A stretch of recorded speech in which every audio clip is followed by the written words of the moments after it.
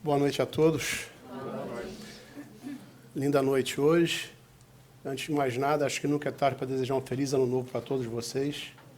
Eu acho que muitos daqui é a primeira vez que eu reencontro após o ano novo. Então nunca é tarde para desejar isso e também agradecer a presença de todos, porque isso aqui já mostra, nós estamos iniciando hoje uma série de palestras cujo foco é a atitude. E só o fato de estar aqui presente já é um exemplo de atitude. Vocês poderiam estar tranquilamente no conforto do seu lar, né, assistindo um filme no Netflix ou fazendo alguma outra coisa, mas fizeram um esforço, vieram para cá, têm atitude, demonstram uma atitude e praticam essa atitude. Então, isso é bastante louvável e de se destacar aqui entre todos nós.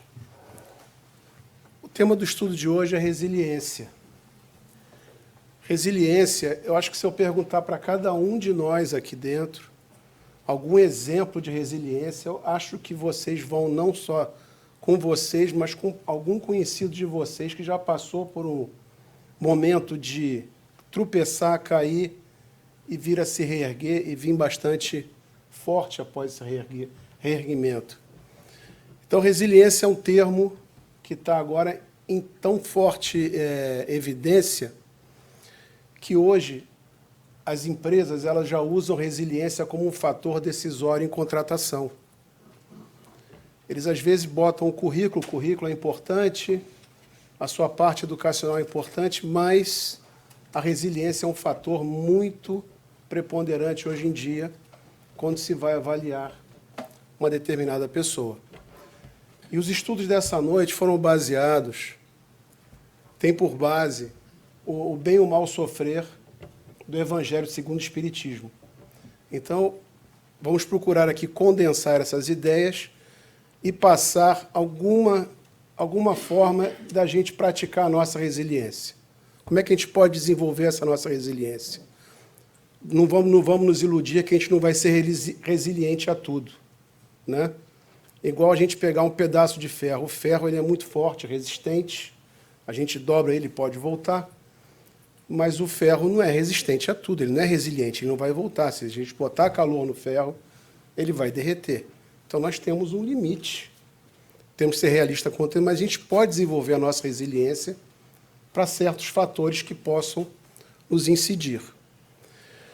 Bom, vou fazer uma perguntinha para vocês aqui. Resiliência, ela tem duas palavrinhas que são primas dela. Resistência e resignação. Resignação, inclusive, aparece nessa frase, que é sempre bom lembrar essa frasezinha que está no Evangelho segundo o Espiritismo, no qual resume que a gente não recebe um fardo maior do que a gente pode carregar. Deus é justo, Deus é bom, Ele não vai colocar a gente para carregar um navio pelas costas.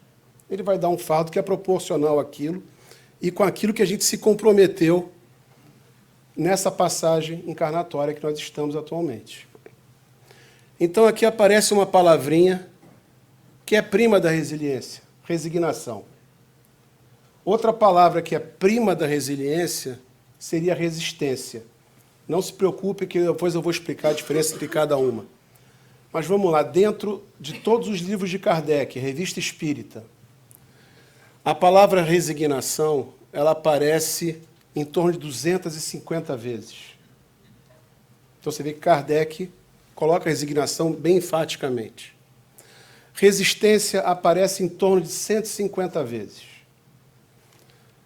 E vamos lá, resiliência. Alguém poderia chutar quantas? Menos, mais? Vamos lá. Quem pode chutar aí? Mais do que 100, menos que 100? Algum número? Vamos chutar um número. Quem é? Quanto? 200. Zero. Kardec não fala nessa palavra em nenhuma das publicações dele. Mas não é por isso que não está na nossa doutrina. Porque se você ler o Evangelho segundo o Espiritismo, o bem e o mal sofrer, ele fala em outras palavras. Por que Kardec não usou essa palavra explícita? Essa palavra ela foi cunhada por Thomas Young em 1807, 50 anos antes de Kardec. Mas ela era uma palavra muito restrita área da física e da engenharia. Porque Thomas Young ele não queria ficar repetindo uma frase para explicar a capacidade de um material de voltar à forma original após sofrer uma adversidade. Então, ele criou essa palavra em 1807, ele era físico, e essa palavra foi muito usada dentro da área da física e da engenharia. Então, Kardec não usou essa palavra porque ela não era uma palavra dentro da área psicológica, dentro da área, vamos dizer, dentro da área moral, uma palavra corriqueira. Resiliência ficou muito em evidência após a guerra, após a Segunda Guerra, a Guerra do Vietnã também, porque começou-se a fazer estudos psicológicos sobre campo de concentração, sobre soldados voltando da guerra. Uns voltavam bem e mais fortes, outros voltavam arriados. Como é que passaram pela mesma experiência, pelo mesmo fato, por que um sobrevivia melhor e outro sobrevivia pior? Então, passou-se a ter, após a guerra, vários estudos sobre isso, e aí incorporaram a palavra resiliência nesse vocabulário. Certo? Então, vamos ver aqui, mais adiante, isso que eu falei. Essas três palavrinhas que são primas. Né? A resistência. O que seria resistência? Resistência seria reação. Eu dou uma pancada, aquilo reage contra. Certo? Isso é reação. Né? A resistência seria a capacidade da gente reagir. Certo? Carregar um peso é uma resistência. Certo? Capacidade de não pegar uma gripe é uma resistência. Então, uma reação. Alguém fez uma adversidade, alguma coisa fez uma adversidade, a gente pode reagir. Nossa capacidade de reação é a nossa capacidade de resistência. Então, tem uma frase aqui que eu gosto de resumir. Isso aí, quem não conhece a frase quem foi da Marinha conhece, a frase de Almirante Barroso, que é a frase...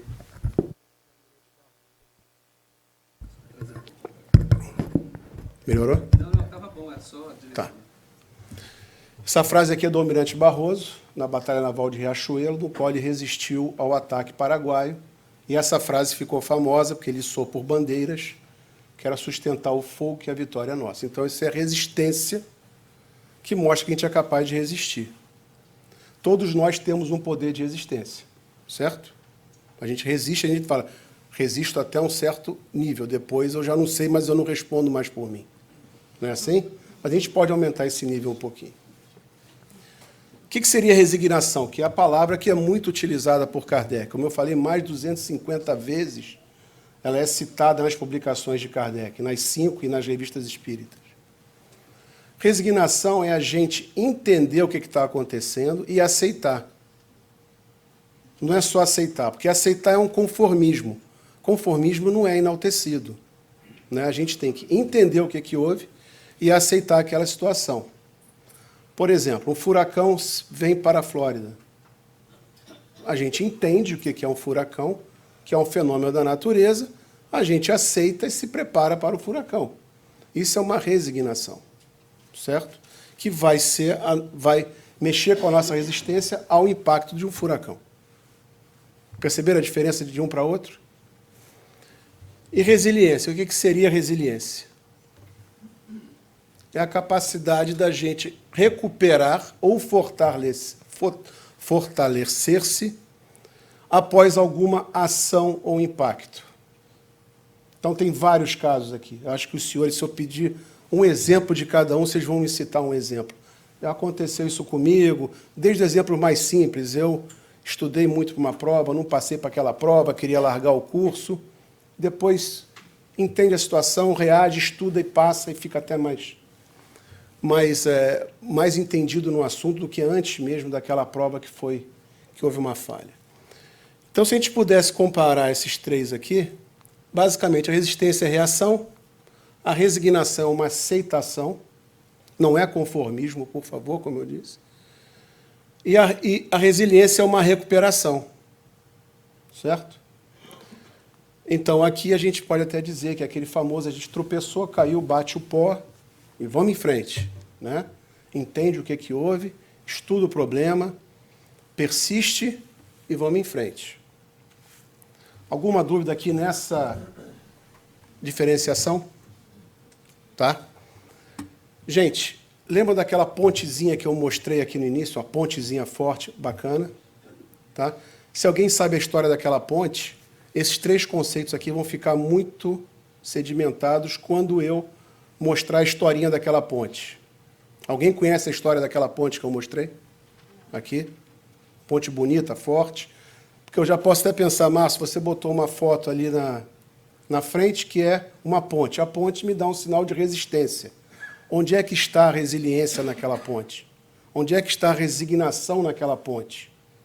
Eu vou contar a historinha da ponte, vou passar um filminho do que houve com aquela ponte, e vocês vão ficar com esses conceitos bem sedimentados. Certo? Bom, onde é que foi feito o link, a conexão da doutrina espírita com essa palavra? Joana de Ângeles, na sua série psicológica, ela trouxe esse termo para dentro da doutrina espírita. Então, ela define nesse livro, Despertar do Espírito, ela muito bem define o que é resiliência. Então, ela faz essa conexão do que eu já havia falado com a parte física, com a parte da nossa doutrina, que não foi Kardec, como eu digo, Kardec não colocou essa palavra, não é porque ele não sabia, é porque não tinha essa ligação com a parte moral e com a parte psicológica. Então, vamos ler aqui rapidamente o que Joana de Ângeles nos coloca a definição de resiliência. A lucidez da consciência que equipa o indivíduo na superação, palavra-chave aqui, superar, da amargura, do desespero, da infelicidade, em virtude da compreensão que o ser, nós, demonstra em torno dos objetivos espirituais da sua existência, tornando mais fácil entender e aceitar. Aqui ela já fala da resignação. O sofrimento e a necessidade de ainda se encontrar nas faixas mais ásperas do mecanismo evolutivo. Então, Joana de Ângeles, mestre nisso aqui, ela sintetiza muito bem a conexão da resiliência com a nossa doutrina. Certo?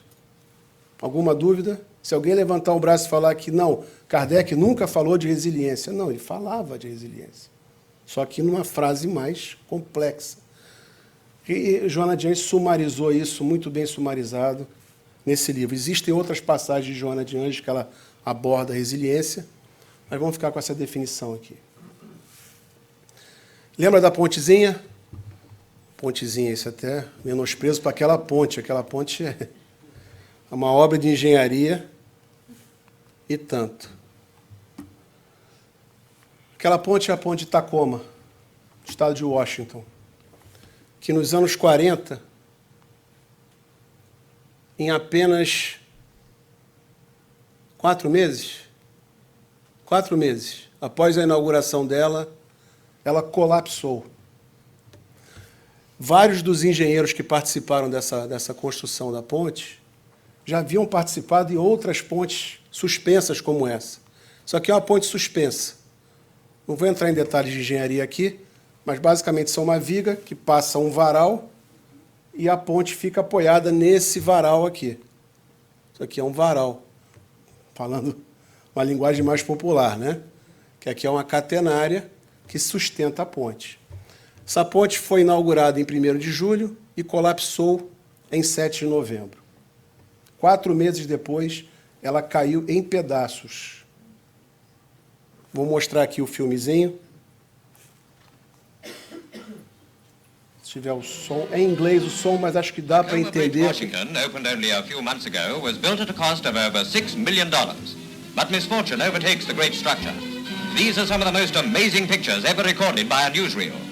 The actual collapse of the world's 3rd largest suspension bridge.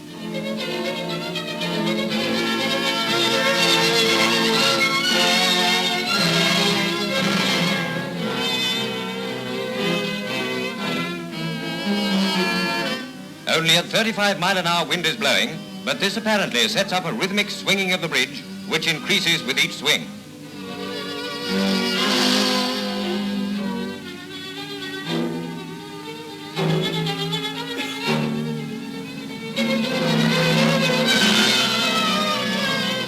Finally, the swinging road and the suspension cables give way and plunge into the water below.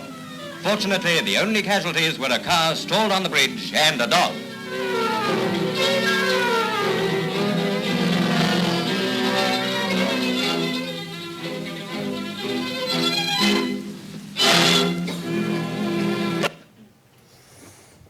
Quem é que podia imaginar que uma obra dessa podia acontecer? Isso não é computação gráfica, isso é dos anos 40, isso é de um jornal de época. Aqueles mais antigos sabem que antes de todo o cinema passava um jornalzinho, isso aqui é um jornal, e a ponte ficou toda despedaçada em questões de tempo. A ponte foi interditada, não houve fatalidade, exceto por um carro, e infelizmente um cachorrinho que parece que entrou na hora e passou, e foi a única fatalidade que teve da ponte. Então, isso foi um caso que é muito estudado na área de engenharia, porque é um fenômeno que eu vou explicar agora, que é um fenômeno de ressonância magnética. Ressonância mecânica, desculpa. Estou com... É ressonância mecânica. A ressonância mecânica, todos nós aqui temos uma frequência natural. Qualquer coisa, qualquer material tem uma frequência natural. Essa frequência natural, se você fazer uma vibração perto dessa frequência natural, ela vai acumular energia e a amplitude das ondas vão se acumulando. Foi o que aconteceu com a ponte. A ponte, ela é uma ponte pêncil, como eu havia dito, então aqui tem a catenária segurando ela. O que acontecia? Um agente energético, o vento, um vento de 30 milhas, é um vento... uma brisa, não era nada assim muito forte. Ele, ao passar por essas cordas que sustentavam a ponte, ele vibrava e, por azar ou por sorte dos engenheiros, ela vibrava na frequência natural da ponte. Então, provocou todo aquele balanço na ponte até que ela se rompeu. Certo? Então, aqui nós temos um conceito que é o quê? A resistência. Ela vibrou, vibrou, vibrou, chegou um ponto que ela não aguentou mais e, puf, colapsou, certo? E aqui nós temos também essa frequência natural que todos nós temos, é a frequência que nós vamos vibrar. Então, muitas vezes a gente entra, eu vou falar isso aqui um pouquinho mais adiante, a gente entra num estado que alguém está vibrando próximo à nossa frequência de ressonância e a gente não se sente bem. Isso existe, isso é natural nosso. Então, nós temos que entender qual é a nossa frequência, o equivalente à nossa frequência de ressonância, que é uma frequência natural que todos nós temos. Certo? Aí vocês vão me perguntar, e cadê a resiliência da ponte? Né? Onde é que está a resiliência? Completando aqui, isso aqui vocês já devem ter visto acontecer, ou já viram algum filme acontecendo isso aqui. Um cantor de ópera cantando e o cristal estourando. O cristal, quando estoura, é porque o cantor está fazendo a voz, a vibração dele, na mesma frequência natural do cristal. Como o cristal é frágil, ele acumula energia e estoura, que é o que acontece. Então, não é só a ponte que acontece isso, é isso aqui. Mas vamos lá, graças a Deus isso aqui aconteceu, os engenheiros melhoraram, hoje nós temos pontes muito mais seguras, né, e confiáveis do que essa daqui. Então, vamos lá. Onde é que está a resiliência dessa ponte? Quem é que pode me dizer onde é que está a resiliência dela? Perfeito. Imagine um engenheiro, depois de construir uma ponte, tudo aquilo se rompe, o pessoal que trabalhou, o pessoal que ficou pendurado na ponte, colocando todos os componentes da ponte, imagine o estado mental deles após a ponte, cair, ruir daquele jeito. Eles veem o projeto e não podendo fazer nada, não se esperar ela colapsar. O que eles poderiam esperar naquela hora? A ponte vai cair, não tem jeito de isolar a ponte vai cair. Então, a resiliência aqui nós temos da ponte como um todo. O projeto da ponte como um todo é uma resiliência. Olha como é que a ponte foi reconstruída, né? E como ela ficou forte, aquela figura que nós tínhamos no início. Ela veio forte e segura agora. Então, ele caiu, entendemos o problema e vamos reconstruir essa ponte mais forte ainda. Então, nós temos dois fatores aqui de resiliência. Um é do projeto da ponte como um todo e a outra é dos engenheiros e trabalhadores envolvidos. Né? Quem aqui já participou de algum projeto de engenharia deve entender o quanto frustrante é chegar ao final de um projeto e ele desabar desse jeito. Né? Felizmente não teve casualidades, mas isso aqui é uma coisa muito interessante. Entenderam aqui a diferença? Onde é que estaria agora a resignação no caso aqui? Vamos lá. A resignação aqui seria o seguinte, vamos supor que não desse para construir a ponte, porque o regime de ventos lá seria um regime de ventos que passasse da resistência da ponte, não da ressonância, mas da resistência da ponte. Os engenheiros iam falar o quê? Entendi e vou aceitar, não posso fazer a ponte aqui por causa disso. Então seria a resignação dele, mas eles entenderam o problema, certo? E melhoraram a ponte. E o que eles fizeram aqui para melhorar a ponte, para fazer a ponte resistir? Quando você tem a frequência de ressonância, você pode mudar ela por amortecedores e molas. Então você coloca amortecedores e molas na ponte, aquilo muda a frequência de ressonância da ponte, e dentro do regime de ventos que passa nesse estreito de Tacoma, a ponte ficou tranquila, não tem problema nenhum. Então isso é tudo você entender o problema, estudar, vou me superar e fazer alguma coisa mais forte. Ficou claro o conceito dos três? Resignação, resistência, resiliência. E mais um termo aqui, vocês vão dizer, isso aí é o quarto primo, a ressonância. Não, ressonância não é primo de nada, ressonância é uma coisa natural de cada um. Tá bom? Bom. E aí, como é que a gente vai desenvolver essa resiliência? Como é que a gente pode desenvolver? Fácil, né? Mais uma vez, mas se apresenta o problema, né, na outra palestra que eu fiz também, apresenta o problema é grande e agora? Como é que você vai me dizer para resolver isso aqui? Com qualquer coisa de engenharia, mais uma vez, vamos quebrar em pedacinho, facilitar a nossa vida, né? Quer comer um elefante, me perdoem os vegetarianos, quer comer o elefante, vamos cortar o elefante em pedaços menores. Então, esse desenvolvimento, como é que a gente pode fazer? Basicamente, são 3 pedacinhos que se falam entre si. Tá? O primeiro deles é o otimismo. Eu vou dissecar cada um deles na palestra. Otimismo, que a gente pensar positivo, certo? Entender o que houve e fazer a nossa capacidade de recuperação. Tá? Eles 3 se intercomunicam, nenhum tem prioridade sobre o outro, e eles muitas vezes se entrelaçam, eles fazem uma sobreposição entre eles. Mas, basicamente, nós temos que desenvolver o nosso otimismo, desenvolver o nosso entendimento e desenvolver a nossa capacidade de recuperação. Alguma dúvida nessa quebra aqui? Da resiliência?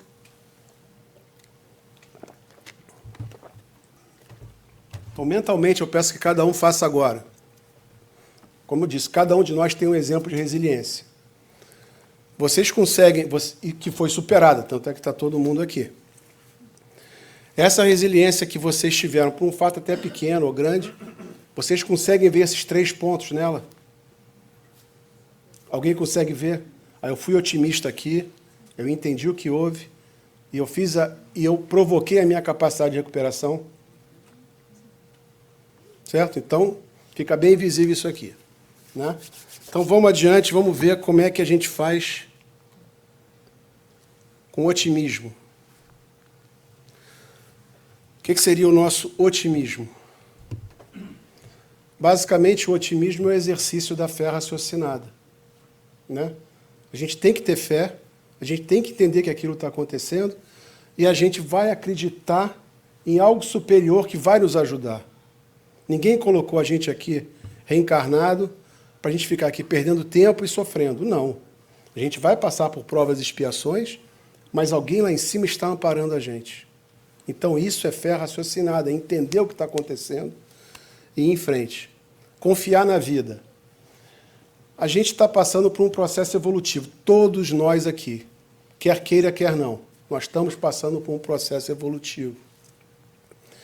E nós hoje, como essa curva é uma curva ascendente, se a gente pegar o nosso ponto de evolução, nós estamos no melhor ponto que nós estamos no processo evolutivo. Por isso que nós não temos que saber o que era depois, porque imagina, já deve ter gente pensando aqui, meu cunhado, imagina o meu cunhado, o que devia ser antes. Devia ser um troço horroroso, porque se ele agora já é ruim, imagina ele antes, deve ser um troço horroroso. Então a gente para por aqui. Nós estamos hoje no ponto da curva de melhor evolução, certo? Então nos foi dado todas as ferramentas, tudo que a gente precisa para seguir, gostando ou não, nos foi dado isso. Então confiança na vida, esse é otimismo, confia na vida, aquilo vai acontecer, aquilo aconteceu, aquilo vai acontecer por algum motivo. E mais uma vez enfatizando aquela frase lá do primeiro slide, que a gente não recebe uma força, algo para carregar maior do que a nossa capacidade. Certo? A gente não vai se sentir fraco porque não é para se sentir fraco, a gente tem que se sentir forte. E nesse ponto aqui eu gosto muito dessa passagem aqui do Leonardo Pereira. Quem não conhece o Leonardo Pereira, ele é um orador espírita, tem muitas palestras dele pela internet. Essa aqui, especificamente, eu acho que ele consegue condensar esse otimismo e fazer essa conexão com a fé.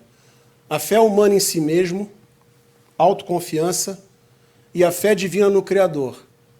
Então, aqui já falamos da fé raciocinada e da confiança na vida.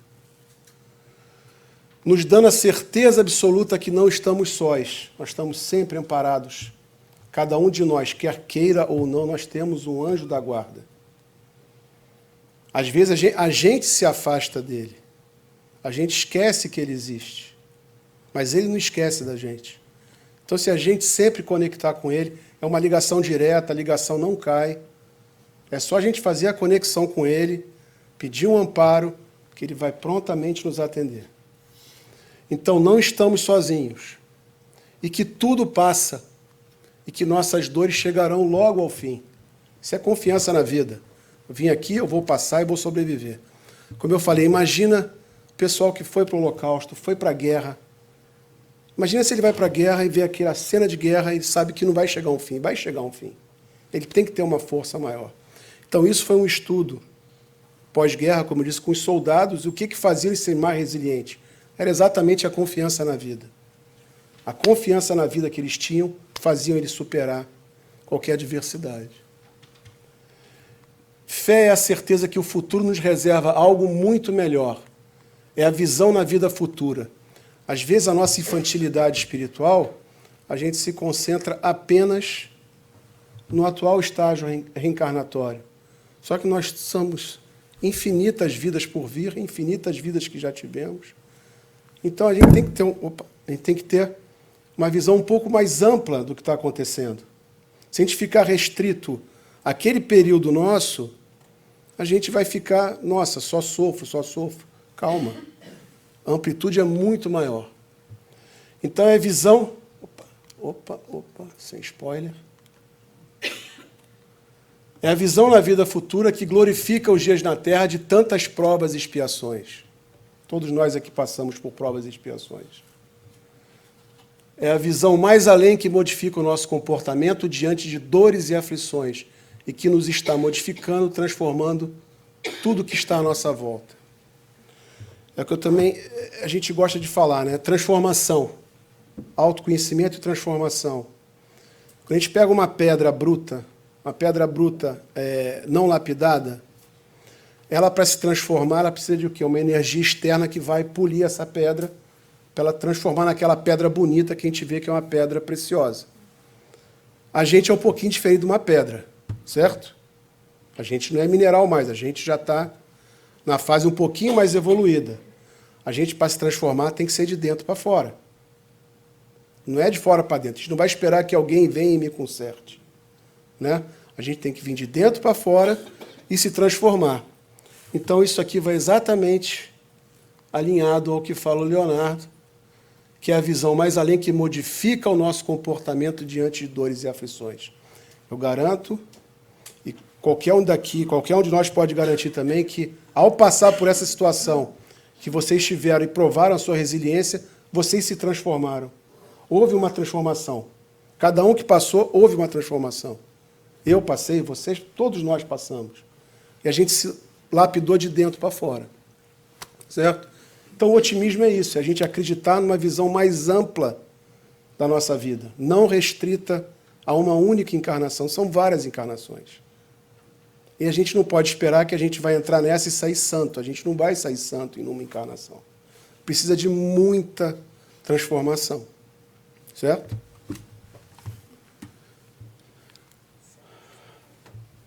Chico falava também, tem uma historinha do Chico, acho que muitos de nós aqui já ouviu. Ele tinha essa plaquinha na beira da cama dele, né? Isso também passa. E ele falava que isso era para momentos bons e momentos ruins, para a gente não se iludir.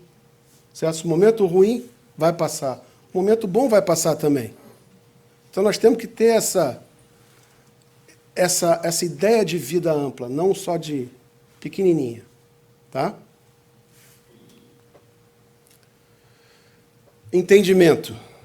Onde é que o entendimento vai atuar sobre nós?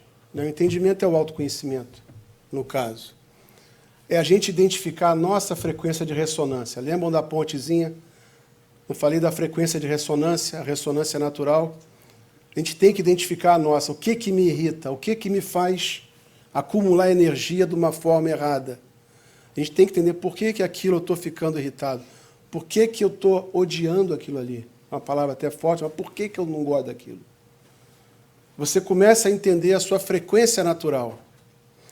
E você começa a entender a situação para superar a sua prova e expiação. Certo? Essa frequência, ressonância, é só uma analogia, né? Mas é uma forma da gente entender o que me faz sentir, o que me faz acumular energia de forma que eu vou colapsar igual a ponte. Né? E o que eu posso fazer para mudar essa frequência de ressonância? Então, mais uma vez aqui, pegando uma frasezinha de Emmanuel, se bem que pode-se dizer frasezinha de Emmanuel, né? Toda a frase do Emmanuel é uma frase que você lê 1, 2, 3, 4 vezes e você começa a ver. Até as preposições são colocadas de uma forma muito precisa. Cada criatura com os sentimentos que lhe caracterizam a vinda íntima emite raios específicos e vive na onda espiritual que se identifica. O que ele está falando aqui, com uma analogia? Nossa frequência de ressonância. Certo? A gente emite ondas, a gente absorve ondas e a gente vai ressonar ou não, dependendo da nossa situação. Certo? Cada um de nós aqui também tem a glândula pineal. A glândula pineal, isso também dá margem para umas 3 palestras, 4 cursos, centos congressos. A glândula pineal é uma glândula pequenininha, que já foi citada por André Luiz nos anos 50 e que a ciência só tornou pública, acho que nos anos 80, 90, que ela tornou pública a glândula pineal, que é responsável pela melatonina. Quem já foi na farmácia e vê aquele vidrinho de melatonina que toma para dormir, quem gera a melatonina é a glândula pineal. E a glândula pineal, nos primórdios da vida, ela era responsável por nossa estabilidade. Quando não tinha luz elétrica, na hora da escuridão, a melatonina era gerada para a gente poder ter um sono tranquilo. Isso era pineal, esse é a pineal que faz. Hoje, com televisão, celular, a gente se perdeu, descontrolou tudo isso e fez a necessidade da gente buscar a melatonina de uma forma artificial. Certo? Isso é um exemplo. A glândula pineal é esse exemplo. Então, a gente emite. A glândula pineal, se eu puder fazer uma analogia, é uma antena.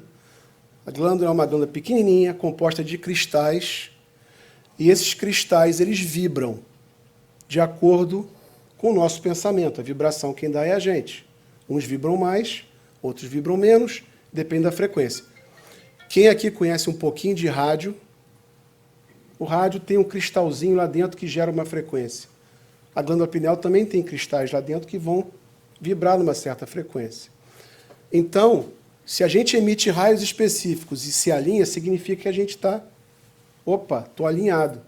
Se aquela frequência nossa casou com a nossa ressonância, a gente vai começar a se perturbar, podendo até colapsar. Então, nós temos que mudar a frequência. E a glândula da mediunidade também. É a glândula da mediunidade. É a glândula da mediunidade. Eu não queria entrar porque começar a falar de mediunidade aqui, a gente vai embora até meia-noite. Mas é só para dar essa ideia que André Luiz colocou aqui. Como é que a gente faz? A gente ter o autoconhecimento. O que é que me faz mal? O que é que me dá ânsia? O que é que me dá? Você está fazendo o autoconhecimento. O que é que eu posso melhorar? Não é querer que o outro melhore. Voltando ao papo do cunhado, não é querer que o cunhado mude para eu melhorar. Não, o cunhado esquece. É outro problema. O problema é meu. Eu que tenho que mudar. Certo? Gente, capacidade de recuperação. Aí, vocês vão falar, caramba, agora você falou tudo, agora eu tenho que me recuperar. Eu fui atingido, meu barco furou e agora eu tenho que me recuperar. Como é que eu faço para fazer isso? Levar o pensamento. Certo? O que seria levar o pensamento? Como eu disse na ponte, o que a ponte fez? O que os engenheiros fizeram? Mudaram os amortecedores e mudaram as molas da ponte. Isso alterou a frequência de ressonância da ponte. O regime de ventos que batia ali não ia mais gerar a frequência de ressonância. Então, elevar o pensamento, a gente pensar coisas com otimismo, pensar as coisas com entendimento. Então, vocês perceberam que aqueles 3 bolinhas que eu mostrei está bem concatenada uma com a outra, bem engrenada uma com a outra. Então, é elevar o pensamento. O que é elevar o pensamento? É confiar. Né? Até não vou dizer aqui, mas acho que na bandeira, me corrija se eu estiver errado, bandeira do Espírito Santo, ela tem uma frase, que é trabalha e confia. Não é isso? Tem algum capixaba aqui? Não é isso? Trabalha e confia? Então é exatamente isso. Trabalha e confia. Trabalha não é o trabalho remunerado, não estamos falando. O trabalho que eu estou dizendo aqui é o esforço de cada um para se melhorar, para se depurar, para evoluir. Então, trabalha e confia. A gente tem que ter a capacidade de recuperação, a gente não pode esquecer de um plano B. Né? A gente tem que ter sempre um plano B. Muitas vezes a gente entra em certo desespero por não ter um plano B. Né? Tem vários casos de gente que vai, um acidente, perde um braço, perde uma mão, e ele tem aquela capacidade de recuperação. Porque ele teve um plano B para aquilo. Né? Ele entendeu a situação, ele se resignou e vamos recuperar para aquilo. Aí muitos de nós aqui vão dizer, poxa, mas isso é muito difícil. Tem que ter uma capacidade mental muito forte. Eu gosto de fazer dos nossos cursos de Joana de Ângeles aqui, que não é difícil, é trabalhoso. Certo? É trabalhoso, vai dar trabalho, a gente vai ter que ter uma busca interna maior, mas a gente pode chegar lá. Todos nós podemos chegar lá e buscar esse plano B. Aconteceu isso, o que eu vou fazer? Entrar em desespero? Né? Eu tenho que pensar o que eu vou fazer, eu tenho que reagir, eu não posso me entregar. Então, o plano B tem que ser suporte interno e externo. Suporte interno significa a gente, a nossa força interna, a capacidade de superação, que todos nós temos capacidade de superação. Todos nós temos. Desde o parto até o desencarne, a gente tem capacidade de se recuperar sempre, sempre. Aquela frase do Chico também que é excelente, a gente nunca pode voltar atrás e fazer um novo presente. Né? A gente sempre pode fazer um novo futuro e vamos começar isso. Então, esse suporte interno é a gente. E o suporte externo é a sociedade. A gente depende um do outro. A gente não está aqui para ser ermitão. A gente pode contar com grupos de ajuda, pessoas que se propõem a ajudar, a gente pode contar com isso. Sempre vai ter alguém para ajudar. Por mais cruel que seja o mundo, ele não é tão cruel agora quanto era 100 anos atrás. O mundo está melhorando, por incrível que pareça, apesar das notícias mostrarem o contrário, mas não é assim. Se a gente pegar a estatística, número, o mundo está melhorando. Eu vou dar um exemplo para vocês aqui do mundo melhorar. Quando Kardec escreveu o Pentateuco dele, escravidão era uma coisa normal. Certo? Era uma coisa normal. Hoje, ninguém de nós aqui aceita uma escravidão. Isso era uma coisa normal. Se fosse fazer uma pesquisa na época de Kardec, era 90% é dizer que era normal. O Brasil era escravocrata nessa época, né? Só foi ser liberto em 888, não é? Kardec terminou a codificação dele em 1860. 20 anos depois de Kardec é que foi feita a libertação dos escravos no Brasil. Então o mundo está melhorando. Nunca tivemos um período tão grande sem guerra. Grande guerra. Existem conflitos regionais, mas grande guerra nunca, na história da humanidade, nunca teve um período tão longo sem. Está evoluindo, a consciência espiritual está crescendo. A prova é isso aqui. Quando é que o centro foi criado? 99? Nós temos o quê? 20 anos. 20 anos eram quantas pessoas? 3 pessoas, 4 pessoas? 2, 3. Hoje, quantos somos aqui? E é um dos centros de Orlando, tem mais centros em Orlando. Quer dizer, a consciência espiritual vem crescendo, a busca disso aí vem crescendo, a busca do autoconhecimento, por que eu estou aqui, o que eu faço para melhorar, como é que eu fico resistente, como é que eu fico resiliente, como é que eu saio do conformismo, né? Como é que eu saio de um conformismo e vou para uma resignação. A gente está buscando isso, todo mundo aqui está buscando, nós estamos buscando isso. Então, coragem e resignação. Uma situação adversa, a gente tem que ter coragem. Esse é o primeiro ponto. E nós temos que ter resignação, entender o que houve, por que houve aquilo. Lei de causa e efeito, né? A lei de causa e efeito, ela nos mostra isso claramente. Quer dizer, aconteceu aquilo por algum motivo. Vamos entender o motivo.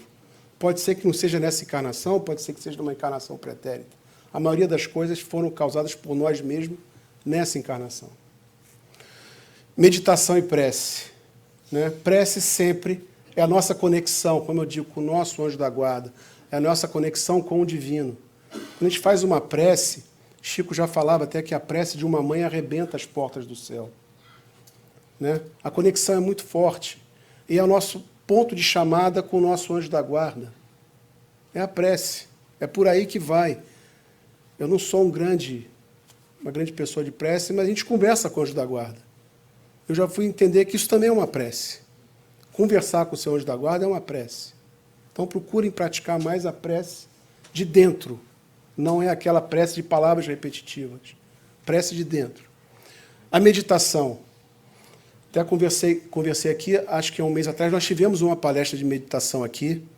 É uma coisa que Joana de Ângeles já mostra nos livros dela a meditação, a importância da meditação. Vamos começar com a meditação unidirecional, que é aquela meditação meditação nada mais é, se eu puder resumir meditação, não vou fazer uma prece de meditação, mas vou apenas dizer o que ela pode ajudar nesse ponto. A meditação é o treinamento da concentração, do foco. Então, a gente começa a meditação com uma prática unidirecional, que é, por exemplo, se concentra, pensa, coloca uma imagem na sua cabeça. Cada vez que o pensamento viajar, traz aquela imagem de volta. É o que se fala em psicologia, que é a âncora, a imagem âncora. Imagina uma vela acesa, cada vez que você começar a pensar na conta que tem que pagar, pum, volta para a vela acesa. Cada vez que começar que tem que levar o filho da escola, bum, traz para a vela acesa. Com isso, você começa praticando 30 segundos, 1 minuto, 3 minutos. Quando você vê, você já está fazendo 10 minutos ou o tempo que for necessário. Daí você pode partir para meditação analítica, que é um pouquinho mais complicada. Não vou entrar nesse termo aqui agora. Mas comecem a fazer uma meditação. Todos nós temos que ter um tempo para nós mesmos. Seja para ler, seja para fazer a meditação, seja para fazer uma prece. Eu acho que todos nós temos 30 minutos, pelo menos, por dia para nós.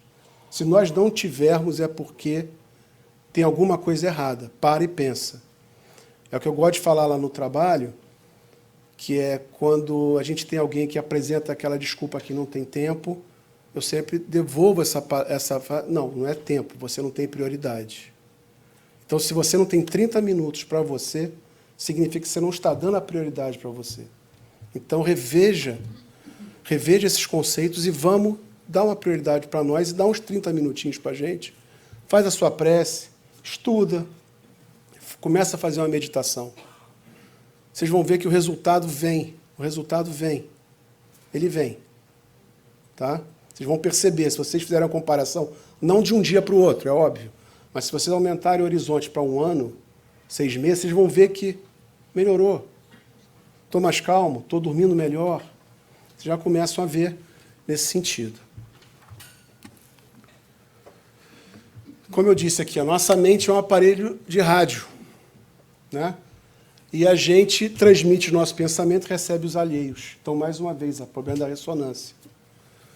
Um exemplo muito claro disso aqui, acho que muitos aqui já foram a um estádio esportivo, um estádio de futebol, a um estádio de basquete.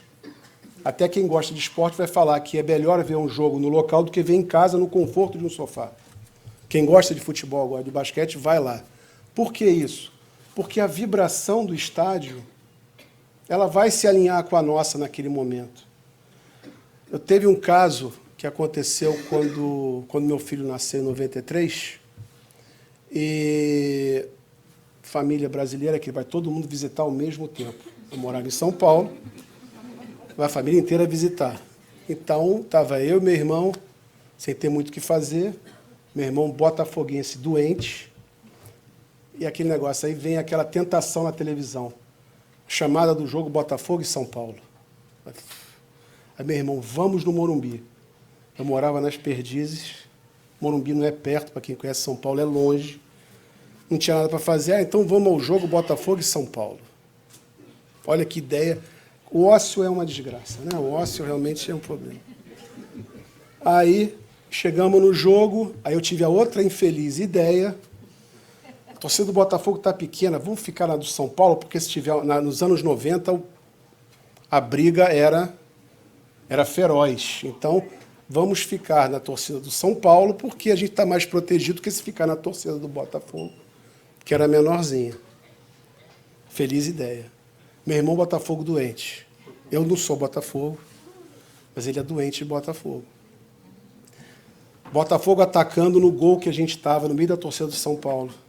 Eu vou descrever a cena em câmera lenta. O atacante do Botafogo me pega um chute perfeito. Eu de trás do gol, aquela bola vai entrar. Passou pelo goleiro em câmera lenta. Estou pensando que meu irmão já levantando e eu olhando para ele.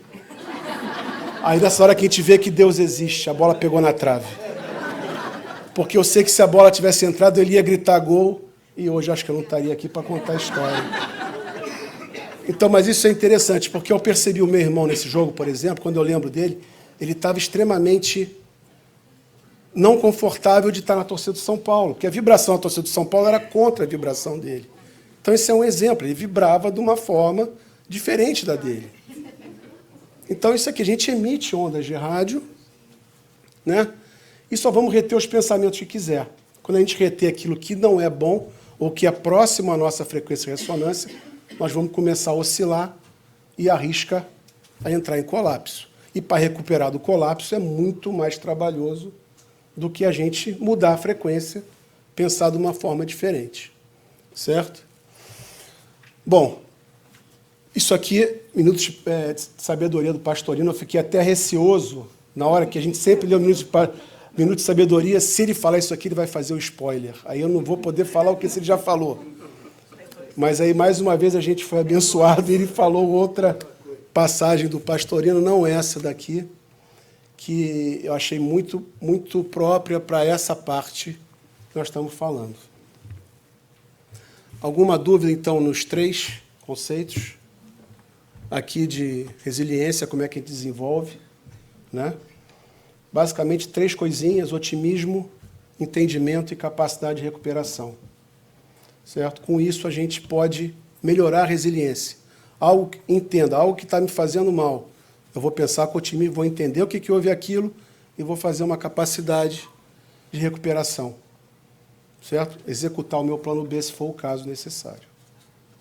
Ok? Bom, para concluir nossa palestra da noite, passou rápido, são quase 8h15. Isso aqui é uma passagem, como eu disse, quem quiser se aprofundar em resiliência, resignação, resistência, o bem e mal sofrer, dentro das instruções dos Espíritos, no Evangelho segundo o Espiritismo. Vamos ler essa passagem aqui rapidamente. Quando vos advém uma causa de sofrimento ou de contrariedade, sobreponde-vos a ela, e quando houverdes conseguido dominar os ímpetos da impaciência, mais uma vez, vamos ampliar a vida, não é ficar pensando apenas naquele problema único, da cólera ou do desespero, dizei de vós para conosco, cheio de justa satisfação, fui o mais forte. Passei, fui resistente, passei daquilo. Instruções dos Espíritos, bem e mal sofrer, Evangelho segundo o Espiritismo, 1865. Certo? Muito obrigado a todos e tenham uma boa noite.